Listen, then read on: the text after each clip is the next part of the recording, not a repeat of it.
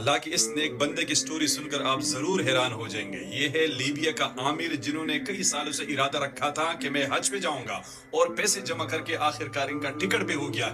لیکن آگے ہوا کیا، لازمی دیکھیے، 2 منٹ دیجیے ان کو۔ عامر جیسے ہی حج کے لیے ایئرپورٹ پہنچا تو پاسپورٹ میں مسئلے کی وجہ سے ان کو جہاز میں بٹھانے سے منع کر دیا، اور تمام مسافروں کا نام لے لے کر سیٹوں پہ بٹھا دیے گئے، اور جہاز نے حج کی طرف اڑان بھر لیے۔ لیکن عامر مایوس نہیں ہوا، ویٹنگ روم میں انتظار کرتا رہا اور خدا کے کرشمے کا انتظار کرتا رہا۔ ایئرپورٹ پہ عامر کو لوگ سمجھاتے رہے کہ جہاز اڑ چکا ہے، آپ کا نام نہیں آیا، اگلے سال کے لیے اللہ سے دعا کرے، محنت کرے، اگلے سال آپ جائیں گے۔ لیکن عامر ایک ہی بات کہتا رہا، میں ضرور جاؤں گا، انشاءاللہ میں ضرور جاؤں گا۔ ادھر رب کو کچھ اور منظور تھا۔ جیسے ہی طیارہ ہوا میں بلند ہوا، اچانک اس میں فنی خرابی آ گئی اور کچھ ہی دیر بعد اسی ایئرپورٹ پہ لینڈ کر گیا۔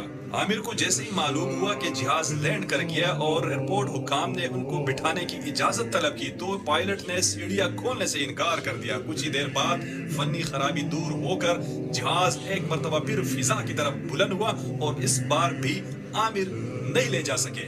لیکن یہ مرد مومن نہ مایوس ہوا نہ گھر واپس چلا۔ حکام نے دوبارہ ان کو سمجھانے کی کوشش کی کہ اب ساری امیدیں ختم ہو گئی، اب آپ گھر چلے جائیں، لیکن اس بار ان کا جواب لبریز تھا۔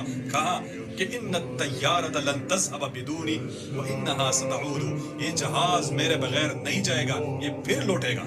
اور حیرت انگیز طور پر وہی ہوا۔ آدھا گھنٹہ جہاز اڑانے کے بعد ایک اور فنی خرابی کی وجہ سے اسے ایئرپورٹ پر دوبارہ لینڈ کر گیا، اور اس بار پائلٹ نے اسپیشل اعلان کر دیا کہ جب تک عامر سوار نہیں ہوگا میں جہاز نہیں اڑاؤں گا۔